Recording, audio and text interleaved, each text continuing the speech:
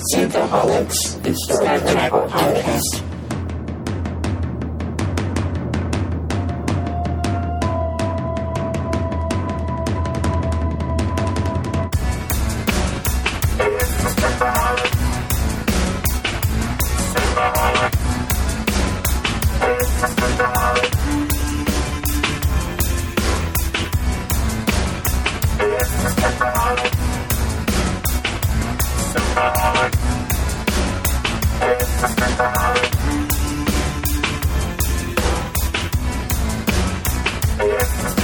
Hey everyone, this is the Synthaholics Podcast, and we are your hosts, Holly and Aaron. Hello.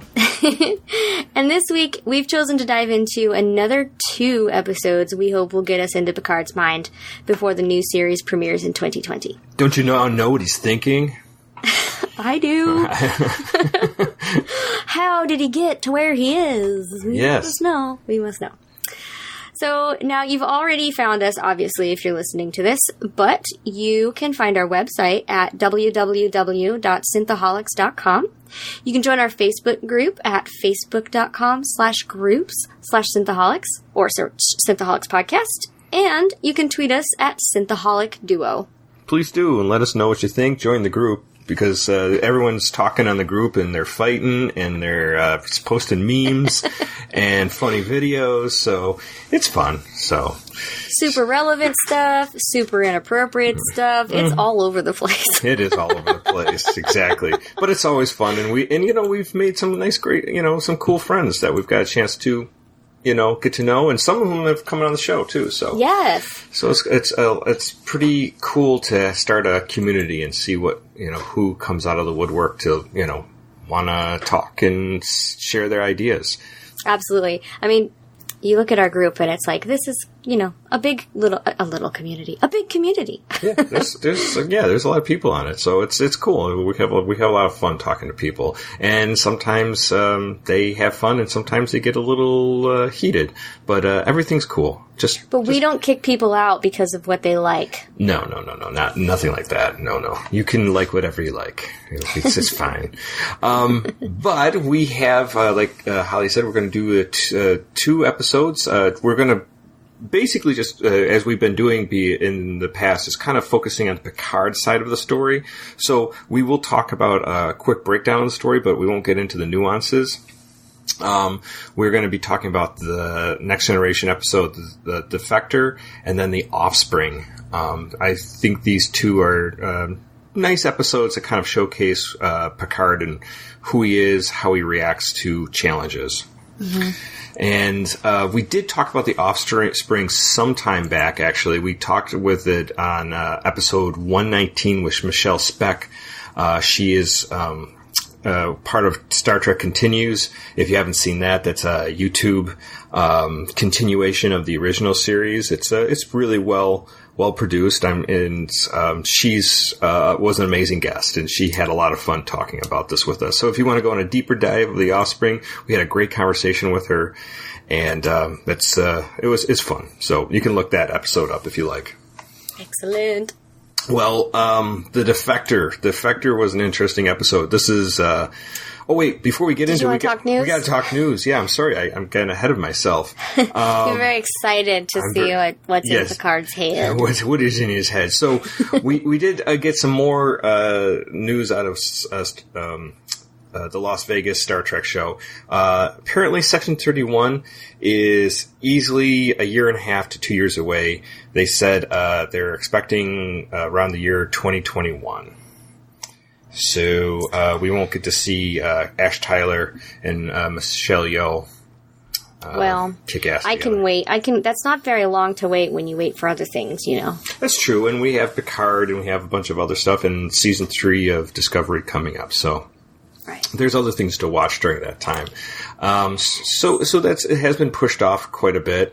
And the other thing is, it's sort of important, but it's kind of playing in the backstory, is that CBS and Viacom is the parent company to Paramount Pictures, and they own the rights for the movie rights to Star Trek. So if you don't know, or if you somewhat are familiar with it, is that some years ago, CBS had all the television rights, and then they kind of broke off from Viacom, and Viacom was its own thing, owning Paramount Pictures. So that's why we got like the JJ universe that was somewhat different than what we saw for the original series, because in a lot of ways they had to make it somewhat different from the TV show. For legal reasons, they had to change things. I think it was like 20% or something like that. I'm not entirely certain why they had to change it, but now if this merger takes place, they're talking about this might happen on August 8th. Who knows if this will actually happen? But they've been courting this for like 2 years. So, but if that was the case, if we did have a successful Star Trek series, it is possible they could make that into a movie at some point. So we could get a Discovery movie, we could get a Picard movie kind of deal, or whatever else down the line that's, becomes popular. So that's fun. We don't know where that's going to go, obviously. But rights and movie rights and television rights and who can produce and what, it's very complicated. Yeah. And I don't pretend to know much about it. I don't even want to. Well, granted, I would love to work even as like a coffee and donut girl on a set. just watch the stars deliver their lines. Not really the stars. I love the backstage. I love seeing how things came together, and I love it. It is cool to see. I mean, here in the Buffalo area, they're recording a Silent Place 2. Are you familiar with that movie? That's a horror movie. Nope. No, you didn't watch it. It's the same. It's the same guy from The Office. I'm trying to remember what his name is, but he's an actor from The Office. He did that, but anyways, they're filming that here. So neat. Well, I mean, it's cool. It's a big movie. Yeah. Anyway, well, you're in California, so they probably make all the... Well, it's funny, because I lived in North Carolina, and right outside of where I lived, probably about an hour, so Iron Man 3 was filmed right, like the town scene. Nice. Where the little boy lived. Right. That was filmed right near where the winery was it wasn't my favorite winery. It was all sweet wine. Blech. Yeah. But it was a cool winery. They had non-alcoholic wine there, which was cool. And they had a little restaurant. Anyway, like literally down the road, while I was there, I got to go see the set of Iron Man 3 because it was all, they had all the shop names changed and everything. It was all roped off so nobody could go down it. But there are a lot of filming in Wilmington, North Carolina, which was about an hour and 10 minutes away. A lot of filming in Buffalo and Toronto, which is right near, me. Niagara Falls and Buffalo. And now I'm in San Diego, LA. I'm sure there's tons of movies being filmed all around you. I'm sure. Well, I went to when I went to the art museum. Yeah. A couple weeks ago, we were sitting at dinner, and there were some kids on skateboards, filming while they're riding down the middle of the road. I'm like, that guy's gonna run into a car. So that's just San Diego. But anyway. It's a crazy place. We're not here to talk about me. We're here to talk about Picard. Picard. Nice. Yeah, so those are the kind of the news that kind of leaked out as well. There were other little small things, but I think those were probably the most important to at least mention. Especially the Viacom and CBS merger. So, who knows? And if everything goes well, in 2 or 3 years, we might see a new Star Trek movie that's not from Tarantino. So, I don't know. Let's get into the Defector. Yes!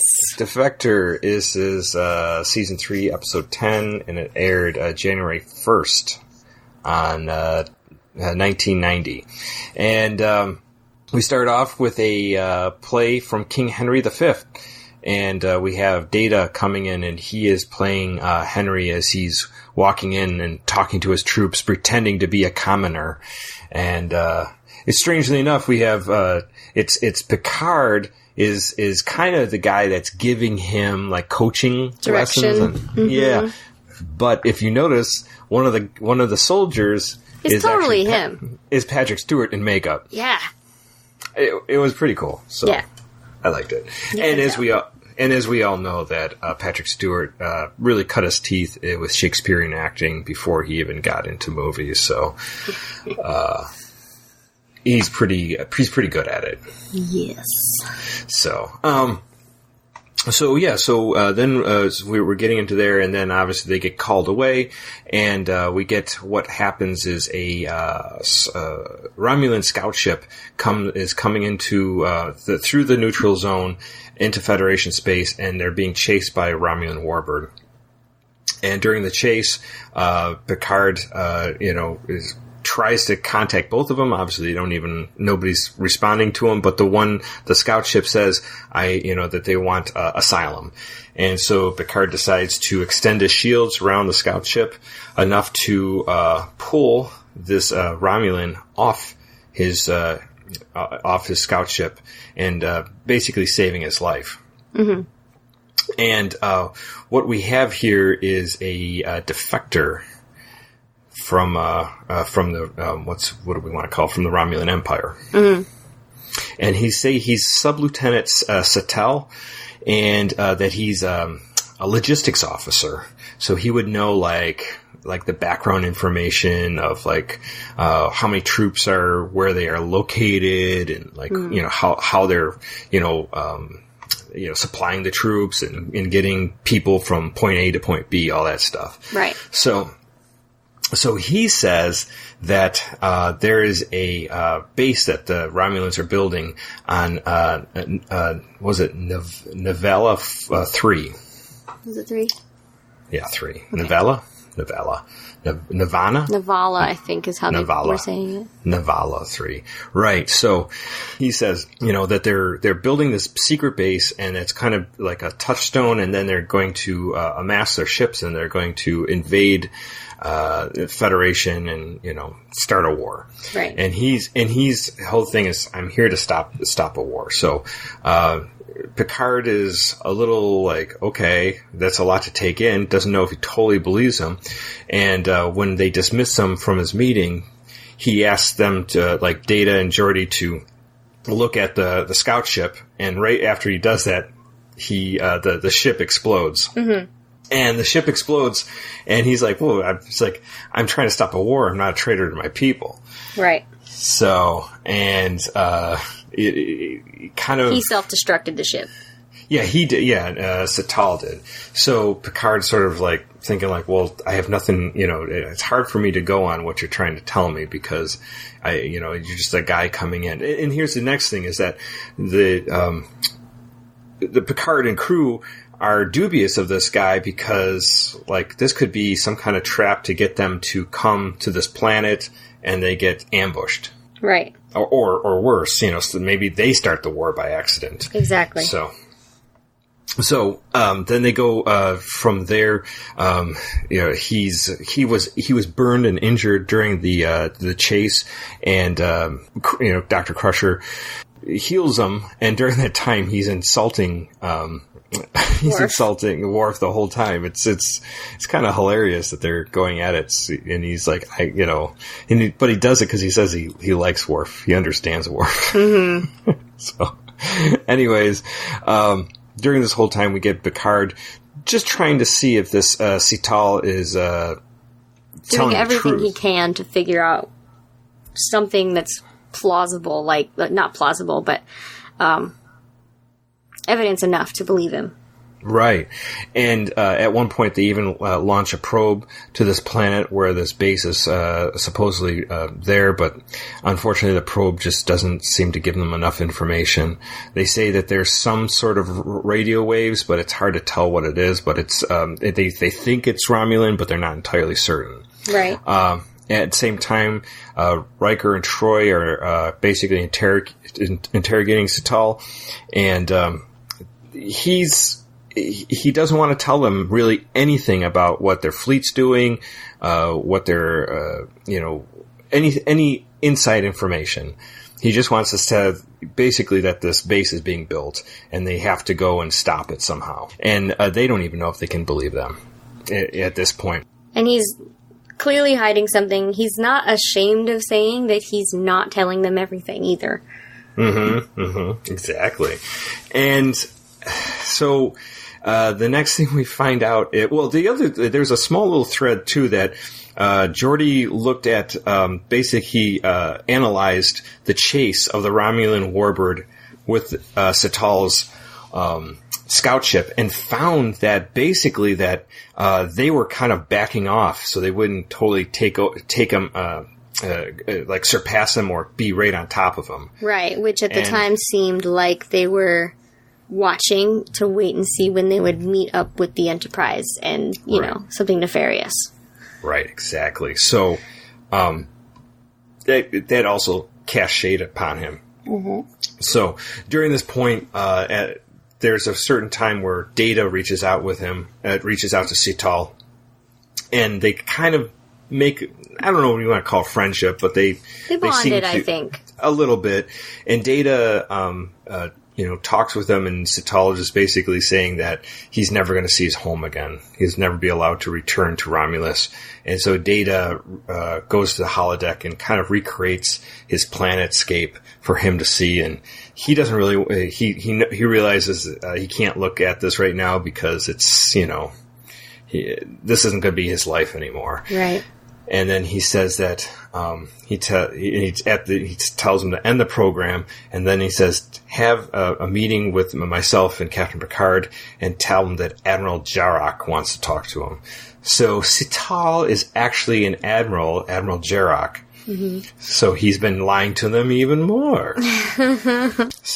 Which, I mean, I love television for this, but you knew that that's where this was going because there's more happening. Because of the way the show opened, Yeah. Like you knew it was going to be a similar situation. So. Right. And so they have this meeting, and it's actually pretty heavy because what happens is Picard just says, you got to give us more information other than you just afraid that war's going to break out because you holding anything back is not helping us at all to believe you. And he even says to him, you already are a traitor, because he says, I'm not a traitor to people. He says, to them, you are a traitor already. What's the difference what you say or tell us now, And it was pretty, I thought it was a pretty heavy moment he got right in his face and just say, gotta give us more. It's hilarious. My niece I was watching it this morning. My niece got up and she comes and she's sitting down and she's just like cuddling with me on the couch. She's watching it and she's like, I think she's 6. And, and she's talking about Picard. She goes, he's mean. And then after the scene ended, I had to explain to her, like, sometimes you have to speak to people a certain way because they're not being truthful or they're holding back or they need to come to a realization. And sometimes you just have to figure out how to speak to them. And he's not really mean, but he knew exactly how to speak to him to get what he needed. Right. To be direct to him. And so Picard's like, you just better get used to being, this defector traitor. Jarok basically says that he has a daughter and that he didn't want to see war between the Romulan people and the Federation, and this is what he did it. He did it for peace and also to save people like the people he loved, his daughter. Mm-hmm. And but he says, unfortunately, my daughter will only know me, his father, as a traitor. So you feel for him in a way, but also you're like, yeah, but you're still not doing much for us. So, Picard, I guess his speech to him gives him a little bit of a push, and Jarok does give him some some information and technical data on the Romulan ships. And so Picard feels that he can go to this Nelvana 3 and check this out. So the Enterprise enters the neutral zone, which is a violation of their treaty, and they go to this planet, and while they're scanning it, they really don't find anything. The planet is completely barren. But then they turn around and dun dun dun. It's the Romulans. 2 Romulan warbirds decloak, and we have one of their character that we've seen before, Commander Tomalak. He's sort of like a thorn in Picard's side, and he's basically saying, "Oh, look what we found here. The Enterprise has wandered into the neutral zone, and he wants obviously them to surrender." Mm-hmm. And he says, "I'm going to take the Enterprise broken hull and put it in the center of the Romulan capital, so it'll inspire our troops for generations." And Picard's like, "Okay, that ain't going to happen." But what Picard does have is an ace up his sleeve. Mm-hmm. He knew that he wasn't going to go in all by himself, and so he calls in a favor from the Klingons. And 3 Klingon bird of prey decloak right around the ships, the bird of preys, and the warbirds, and they're kind of scared off because they know that, hey, maybe we're not going to survive this. Mm-hmm. So they back off. So Enterprise heads back to Federation space, but during this point, we find out that the Admiral Jarok has took a pill and committed suicide, and he wrote a letter to his family, but he's afraid that his family will never get it. Yeah. So Picard had to kind of put that into perspective as well. Mm-hmm. And anyways, so I thought this was an interesting episode, more for the fact that how Picard had to, convince Jarok that because he's a traitor, or a defector, however you want to define it, he's got to do something to give some hope to it. And the problem with Jarek is that he was fed all this misinformation by the Romulans. Mm. So everything he did, he did was for nothing, and they were kind of testing his resolve to see if he'd actually, go forward with war plans if he was presented with them. Right. It came out that he was apprehensive about one of their decisions, and so they gave him this task and fed him all this false crap. Right. And that's when it makes sense why they were following him to the edge of space, but not overtaking him, because they wanted to see what he was going to do with that information. Absolutely. That's smart, but those bastards. Yeah, those aren't nice people. You don't want to be around those type of people. I don't know. I would do it. You would do it? I would do it. Yeah. You feed people false information? Yeah. If I had to, absolutely. Have you not ever told one of your friends, like, a lie to see if they would tell anyone, and then when it comes back, you're like, oh yeah, cute? I'm not that smart, to tell you the truth. It's not that I probably wouldn't. It's just more of a, I don't. It's too much for me to go through the whole thing. So I'm just like, yeah, not really. Yeah, that's how you know when your friends keep your secrets or not.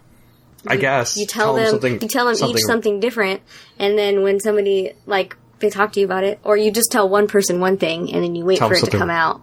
Really crazy. Yeah. I've only done it twice. Nice. But hey, you might play well in the Romulan Empire. Well, you see, it was for a just cause. I wasn't some crazy. I get it. Hateful. Yeah, some things have to you have to flush out the mole or the spy. Yes. Don't have worthless people in your lives, okay? Yes. You need to have worthwhile humans in your life. Right, Jarok. What did you think of Picard in this? I think this is kind of interesting to me, because Picard is dubious, but then he knows when to go in, and he knows how to keep like an ace up his sleeve. That's what I thought about. That was cool about it. I really liked how unsure he was of not just himself, but of the situation. You know, he ended up even quoting part of the play.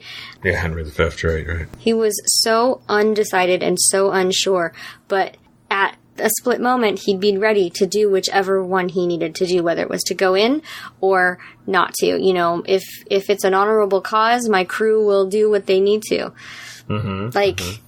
I just love this is the kind of episode that makes you love Picard, because he's weighing the situation. He's not going in with, you know, very little knowledge and guns blazing. He worked for the intel that he needed to make about the best decision, and he got it.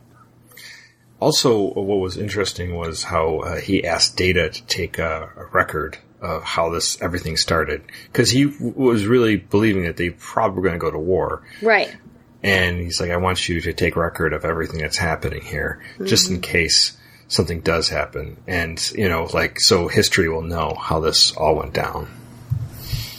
So I think that's actually, because if you think about it, he's basically saying, I could screw up here, or I could do everything right, or I could, you know, maybe a mixed bag, but, you know, I want you to be the one to report everything back. Right. And that's also, like, really, I think that's what's cool about Picard, too, is, like, he's not going to, you know, hide anything he might have done wrong. You know. Well, that's true. Especially with, you know, the Stargazer issue. Yeah, right, Yeah. Exactly. So I thought that was cool, and then just how he had to get through to Jarok, and, you know, get him to, like, you know, see, like, you can't be both. You know, I know that you love your Romulan country and your countrymen, but, you know, if you feel that what they're doing is wrong, you're going to have to tell us stuff, and you're going to have to give us the information we need for us to move forward. Right. Not going in blind.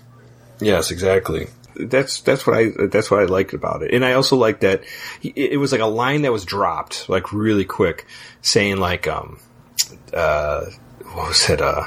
Like, something about the Klingons, and he had Worf go meet somebody or talk to somebody of the Klingons. Mm-hmm. And that was basically him. The line drop was like the hint that he's getting help from the Klingons to come have his back. So he wasn't going to go unassisted into the neutral zone if it was a trap. Mm-hmm. So it was pretty cool. I liked it. And it, you know, the Federation say, you know, basically nobody else, as always, nobody else. There's no other ships remotely in the area that could help you.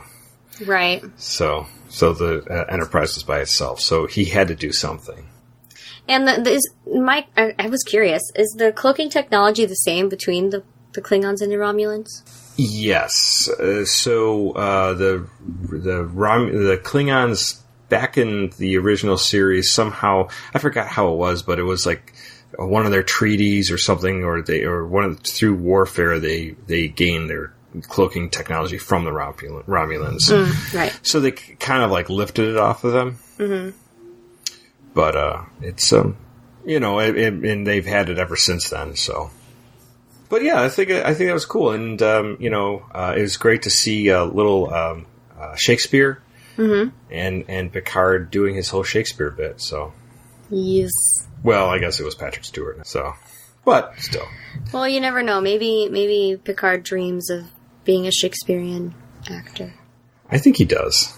I think he really does. Well, should we move on to The Offspring? Yes. Well, The Offspring is in the same season, Season 3, Episode 16, and this is aired March 12th, 1990. And this is where Data makes himself a daughter. And we get the whole thing where Data went to some cybernetics conference, and I guess some new technology was shown that he could replicate his neural network for his brain. And we kind of got a little bit of that in Measure of a Man when we talked about that last week, that Data's engineering is so unique that nobody can reproduce it. So this was something that, like, hey, this might be a way I can reproduce it. I can continue the work of Soon that created Data, and so he creates a daughter. Well, it's not a daughter yet, but named Lal. Mm-hmm. And when Picard sees it, he's kind of upset. Yeah, a little. And he's like, and it's funny, Data's response, like, I don't recall anybody else on the crew telling you that they're, going to, have a child or procreate, or asking your permission. So I loved seeing that kind of emotion from Data too, though. Yeah. Like, not necessarily emotion, but reaction, just his reaction, exactly. It's completely logical. His logic is like, I'm creating another one of an android like myself. And humans do it all the time. Why can't I? Let's do it. Please do it. I think androids do it. So he does this, and Picard is kind of pissed off. So the thing is that I think, and this is, again, we're gonna, like, we talked a little bit on Measure of Man, but I'm seeing it again. It's like, a young teenager getting pregnant. He's like, what the fuck? It's like, you're too young to be bringing a child into this world kind of talk. And that's what I kind of felt like. It was sort of that talk. It's like, do you know the responsibility and what you're doing? It's like, you're not just, and like Data says, well, I can just deactivate it. It's like, it's a life, Data. You just can't deactivate it. And Picard is, I think, very worried. Because he's, he doesn't think Data comprehends what he's done. What he's done. Do you know what you've done, Data? And and that's the other thing. It's like the whole species thing is like, the android species, the species of Data. So this is where, and then a little bit later on, Lal decides to become a human female, so she takes that form, and during that time... She learns fairly quickly as well. Yeah, she's, what is it, like, she's 2 weeks old or something like that. I can't remember. There's a lot of great jokes in this whole thing, because Lal is hilarious. Like, they're teaching her how to throw the ball, and she has, like, bad reaction speed. She tries to drink, and the drink just dribbles out of her mouth. So it's all great. It's funny stuff. And, but this is where we got this, it's kind of like the adversary in this episode, Admiral Halftel. He calls Picard, and he wants to be apprised of what Data's done, because he's got the reports about Lal, and he thinks that she should go to this special facility where they can basically train her and program her and stuff like that. So Halftel wants Lal to be transported back to this facility where they can, where they can just focus on Lal and try to program her correctly and get her to become, I guess, sentient. And that's the whole thing, is like Lal is like moving into sentience, like she's learning slowly. And, obviously Picard's appalled by this and doesn't think this should happen. So by the time Admiral Halftel comes to meet with the Enterprise, he has a meeting with Lal, and Lal's just, she says, you're going to come with me, and she goes, I want to stay here with my father. And, it becomes clear to Picard that Halftel isn't going to take no for an answer kind of thing. He doesn't really see the androids as having rights. They're bastard. And so, but then Lal leaves that meeting, and she starts having emotion. She's having fear. And so she's all upset. She goes to Troy, and Troy, is with her, and she leaves Troy's quarters, but she's, all upset. And what happens is, next is, Picard and Halftel have a meeting with Data, and he's like, they try to go back and forth like a ping pong about the whole thing. Data doesn't want to have anything to do with it. He wants Lal to stay with him. And basically what happens is, she's like, she's going to be transferred one way or the other. And Picard says, no, he's not. I'm going to take this all the way to Starfleet. And even Admiral Halftel says, I am Starfleet. You're going to lose your command. You're going to put your career in jeopardy over this. And Picard's like, there are some times when men of good conscience have to, not follow orders. And it's, I think this is like a defining moment for Picard. Just, saying, yeah, I know you gave me the orders, but I'm not following it, And unfortunately, Lal does not really make it. It seems like something in her, the matrix of how she, Data created her, or this new technology that he was so excited about, couldn't transfer correctly. And she's having all these system failures. And we get this really sad scene where, Halftel actually decides he's going to help Data try to save her. And, he comes out and he's all shaken up and he's like, his hands were moving faster than I could even see. And he couldn't stop her to have this, a complete system collapse. So it's so sad. And, at the very end, Data walks on the bridge and basically says that he uploaded Lal's memories and her programs to his brain. And, that he has everything from Lal now in him. And, everyone's trying to, say, that they're sad for his loss. But Data's like, thank you for the sympathy, but I don't feel anything. Right. It's hard for you to, even me as I know that, but he's like, he's a robot. He doesn't understand. So, this was a great episode. I thought it's obviously more Data centric, but I think it shows a shining example of who Picard is. What did you think about this episode after, thinking about Picard? Yeah. No, same. He gives us this vibe that he is very proper and to the letter of the law, but then he has these moments, and this is a good example, but this one, he actually, comes forth and he's like, fuck you, essentially. Mm-hmm. And, that's something that I respect about Picard, because oftentimes we think we are a part of something, and we think that we know what is morally best, and sometimes you just follow orders, and sometimes you actually know at least what's best for your moral, soul. Yeah. And here's the thing is, what's cool about Picard, and hopefully anybody, if you want to follow Picard's example, I guess, it's know what you believe in deep down. And, if you're at a workplace, or if you're, with some people and they start doing something or saying something that it doesn't jive, either, it's time for you to walk out or say something. It's like certain times it's like, this is not who I am.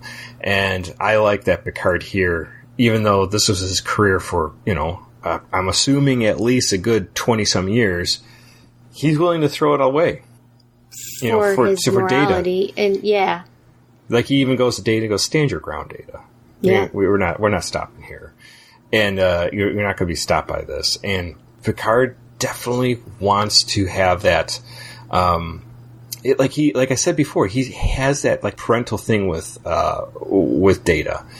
It's very much like, yes, he respects Data. He knows Data's extremely capable of doing amazing things, but he knows Data sometimes is like a victim. Childlike, or yes, yeah. There's certain aspects that he's just not prepared to handle, and that's where Picard comes up and says, "I'll help you here, or I'll show you the way to do it." Mm-hmm. And that's what I like about Picard, and this is we see it again and again, but I mean, I think it comes in strong clarity when it comes to Data.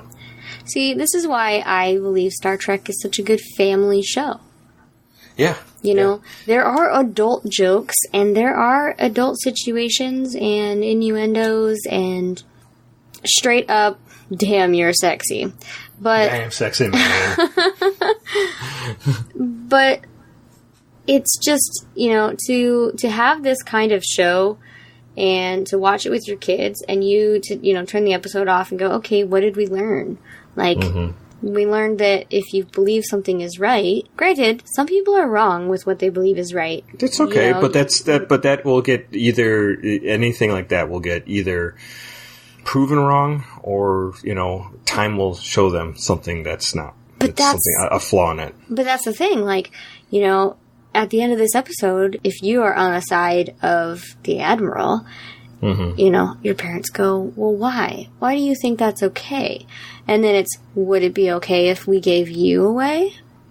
Sure. Right, exactly. And your parents put it into perspective for you. And I just think it's a great family show. And I think they touch on topics that are important, because some shows are like, here's a talking sponge. Have fun. Listen to all these songs. There's still some fun in talking sponges. There's fun. Don't get me wrong. I watched SpongeBob for like a couple seasons, but you gotta have depth, and when you're a child like Lol, you need to be able to have these adult experiences and to be able to talk to your parents about it. And I just love Star Trek as a family show, and Picard is a good example of who you want to be, or at least who I want to be. I want to be dedicated to my goals, and I want to stand by my moral high ground, and know when to walk away when something's not right, or stand up for it. And the funny thing is the Federation constantly acts like assholes sometimes. Yeah. It's like, for as like enlightened as they are, like maybe Picard is maybe the best person in the Federation. Like, he's the most like upstanding person, it's so weird because they're always coming in like, as we talked last episode, we had Measure of a Man where he's like, we're going to take data apart. Well, what about my memories? Fuck your memories. Don't worry about it. Yeah. So, when that Commander Maddox was going at that, so, that bastard. And David had the gall to put him on the cover of the episode. I was like, I hate that guy. I was so mad. Really, man? Really? That's hilarious. Join the Facebook group and you'll get what I'm talking about, people. Can be angry at Dave. Sorry. Yeah, no. We love Dave, but he didn't have to put him there. This one's for you, Dave. Yes, exactly. I don't know. I mean, it's but it is the Federation constantly makes you feel like, oh man, I thought you people were better than this. And I think that what year did this episode air? 1990. Early 90s. I think 1990 exactly. So, I mean, with the way the world still is, you want to talk about all that kind of stuff, and there's corruption everywhere. Sure. And I think, again, you want to make episodes that exemplifies characters who have excellent judgment and character, and maybe that's the point. Maybe the point is to, allow a storyline where there is corruption in, said government, but you as a citizen, do the right thing. Right, absolutely. And, I mean, it's obviously, that there's always going to be corruption in any, like, large, organization. And we had the episode, was it a two-parter? Conspiracy with the insects that are like, they're inside those people. Oh, do you remember those? I don't know. It's like first or second season. It's actually more like a horror, episode. It's like, yeah, because like there's like they blow this guy's head up and everything. So it's pretty fucking gross. Anyways, we talked about that a long time ago, like it's like one of our early episodes, but that was another, like, it was more of an alien, like, invasion of the body snatchers, like these, like, weird bugs that were getting into people's bodies and controlling the Federation, but it's like kind of like that conspiracy or, like, overthrow of a government from within, so yeah. It was cool. And like Picard and Riker and, had to deal with it. So, but yeah, so, I think, this Offspring. I mean, Defector was cool to see Picard kind of like be in a tough situation and make a decision, but not lightly. And then also, even when it looks like he's got no plan, he actually has a plan. Yeah. But yeah. I was just going to say, and he has to watch his friend lose his offspring.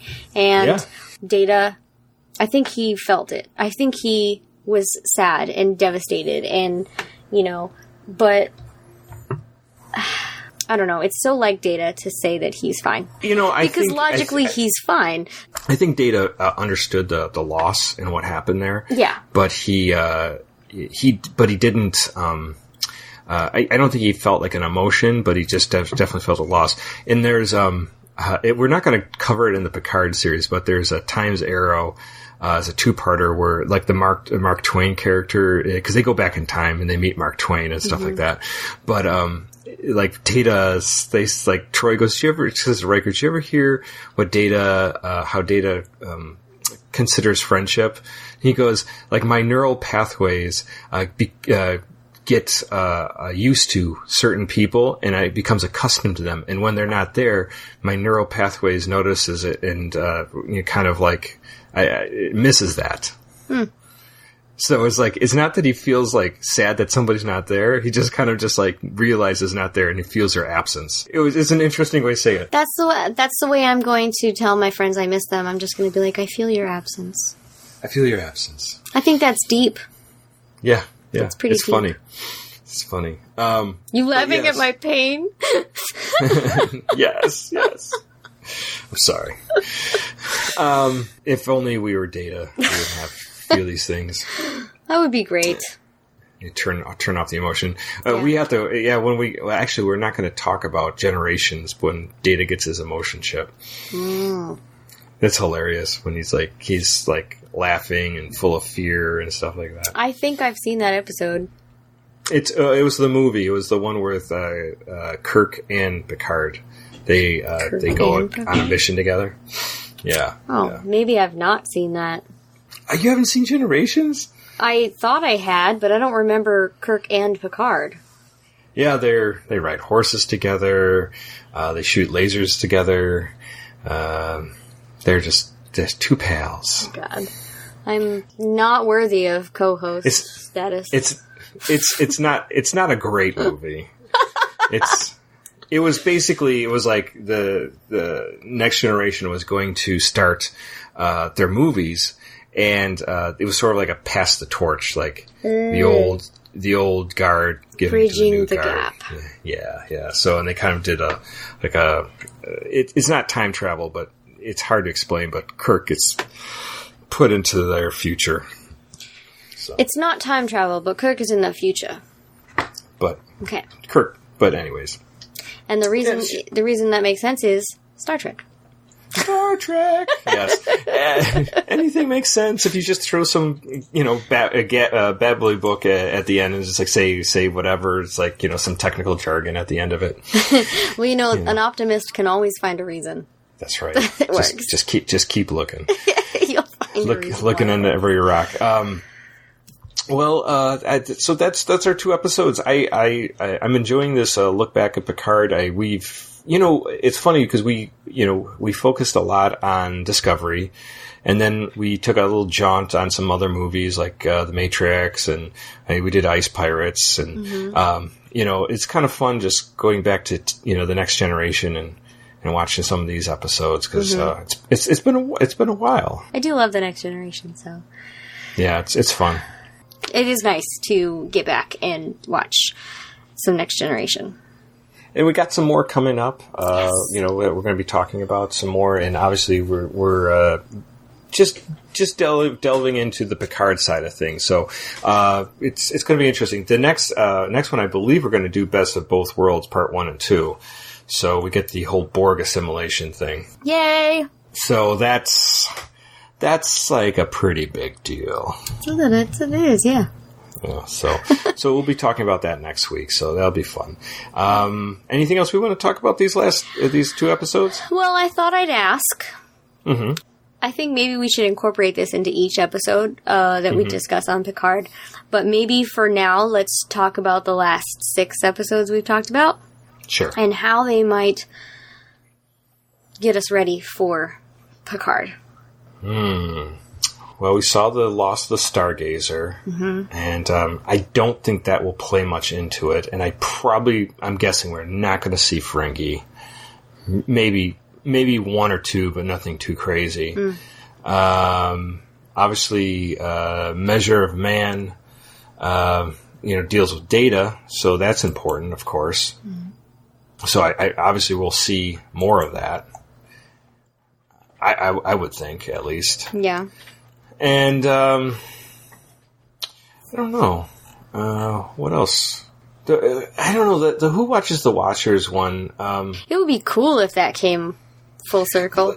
It would be. It's interesting because we're dealing with like Romulans, and these like are proto Vulcans. So the Romulan Vulcans are related. They left the Romulans left the Vulcan planet like centuries ago, and they started their own planet, their own empire basically.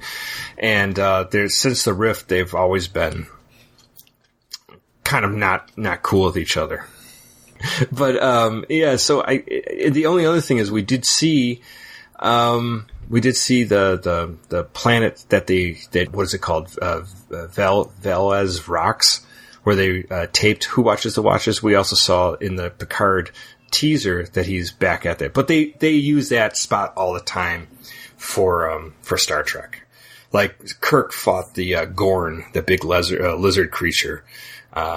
In that same spot. So, I mean, it's like famous for Star Trek episodes. So. And a lot of other Hollywood shows too that use it. So, but I don't know. I don't know if any of these will, I mean, obviously the data side, I think we'll see that Picard has a strong, affiliation with data. Yeah. Well, I am excited that we are doing this because obviously he left Starfleet, and we want to know why. And I think you've picked some amazing episodes that really show. Thank you. Like, challenges that he's faced and character building. Really good character building. So. Right. Yeah, I think it's great. And obviously we got, 7 seasons of Next Generation that they can mine for, and the movies afterward, that they can mine for, great Picard content and knowing who he is and stuff like that. So, and I think there's so much that we could be seeing that comes into this new season, this series. Sure. But it really is all about who you are as a person and what you're willing to stand up for, and who you're willing to stand up to. Exactly. And I'm excited. Yeah, it's always interesting. It's always interesting to see what Picard decides that he's going to say and do and stand up for whoever it might be. It's awesome. And he's a great character to see that. And he has, like I said, before, he just has such a great way of speaking. His gravitas, just when he talks, he's so like authoritative. He's great. He's just great how he talks. He's captivating. He really is. Yeah. I mean. He's an older gentleman, and you're a young boy, I'm a young girl, but he's influential. Like, kids today need to see shows that are of their same age. It's all about this, and I don't mean to insult anyone, but it's all about representation. But I didn't need that when I was little. When I was a 7-year-old female, I didn't need anybody but, snarky Golden Girls and Jean-Luc Picard, to show me who I wanted, what I wanted to be like to my friends. That's good. Those are 2 good things to base yourself off of. And just add a pepper of like SpongeBob songs. Yeah, exactly. Yeah, you just for the silliness. That's Rose. Yeah. Yeah, right, exactly. Yeah. Nice. Picard has always been great, and I didn't, I wasn't as young, but I think I was like around like high school and just getting out of high school when this was all out, so it was like, but it was still great to see, And, you know, like he's just, Patrick Stewart's depiction of the character is just so captivating. Like you said, he's just holds your attention. Yeah. So, Okay. Well, should we wrap it up? Yeah, probably. I'm sure people are sick and tired of us already. They're always sick and tired of us Synthaholics. Holly, as Dave always says, our music is provided by Warp 11. Our intros by Dave Wilkes. Warp 11 you can find at warp11.com. Dave Wilkes, he lives someplace, but we don't know. And he will not give me his address, so I guess we'll just have to say it's by Dave Wilkes. And then always you can, as we said in the beginning, you can find the show at Synthaholics.com. You can email us if you want to say something more about Picard or any other ideas about Picard at Synthaholics at yahoo.com. So you can email us there. Also, you can tweet us. We are Synthaholics Duo. I am Blackbird 2004. Dave is David _J Duncan, and Holly's Lunar Thistle.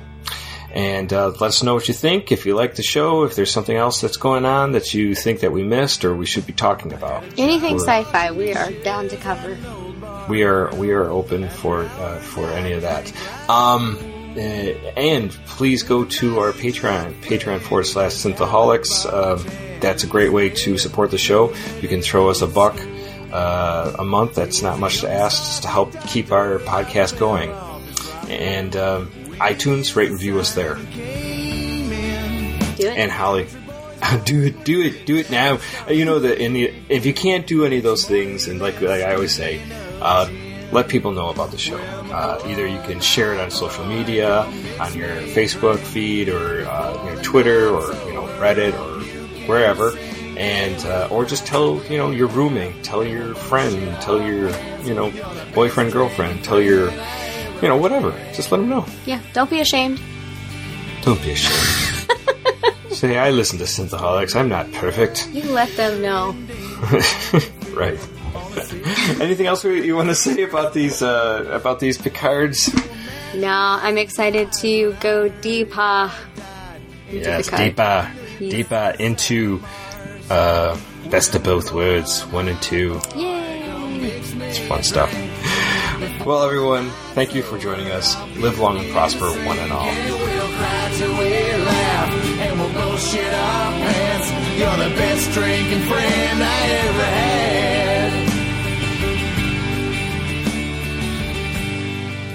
I am quick to cut. Not quick. You get a couple chances. If it's a pattern, I am okay with never talking to you ever again. I'm fine with it. And that's good, because it shows that, your own self-worth. Mm-hmm. So. How's Jaeger? Yeah. Hi, Holly. Well, that was funny. That's funny. Well, everyone, Boy. live long and prosper. Boy. Shh. Stop. Go ahead. They come in, and so you've seen my office.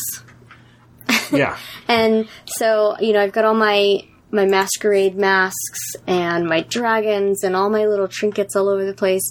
And so every time they come over, the first thing they do is they collect my My Little Pony figurines. Nice. And my dragon TYs. Wow. And now Nat is running around with my masks. So they just tear everything up. Oh, yeah. I don't say blah, blah, blah. She doesn't say blah, blah, blah. Blah, blah. She's not Dracula. Funny. So I got the kids, they were playing, my kids are love Stranger Things. Mm. And so I bought them a starter pack, a Stranger Things starter pack for Dungeons and Dragons. Cool. It's just like a very introductory kind of thing. And it's so they're super psyched. So we played a couple times, and there's a place right around the corner from us, called Dragon Snacks that is all for gaming store. It's not just role playing games. It's also board games and stuff like that. So really cool stuff. And so they bought some of those little miniatures, those minis. Mm-hmm. oh my god, they're totally into it. Like, I just think it's the coolest thing in the world. That's so cool. I used to paint them when I was younger. I don't do it anymore because I don't have freaking time to do anything. Yeah. Yeah, so they're totally into it. So I'm turning my kids into nerds like me. One of us. One of us. Exactly. Exactly. So My nieces actually, when they got here this week, they're like, "We play Pokemon now," and I was like, "Oh, isn't that like Magic?" And they're like, "I don't know what that is," and I was like, "Okay." So I had to like show them my Magic cards. Like, not that I know anything. I only have like a starter pack for that, but right. Oh my god, it was just the funniest thing. I'm like, maybe you guys need to learn how to play Magic. Yeah, were they interested? They're all about the Pokemon right now. Oh, yeah. And my kids were really into Pokemon for a little bit. Like, they had tons of cards, and they were doing the Pokemon game where you like, play the game to hunt for them. Oh, yes. And then all of a sudden it just fell out of fashion, and they're like, "Dad, we don't do that anymore." I'm like, That's sorry. Not cool, Dad. Yeah, exactly. I was like, but the couple like $100 I threw at it, it was cool then, right? Right. Jesus Christ. Just pissed me off. Oh, man. This must be on the cutting room floor. Right. Let's take our best shot. We'll take our best shot.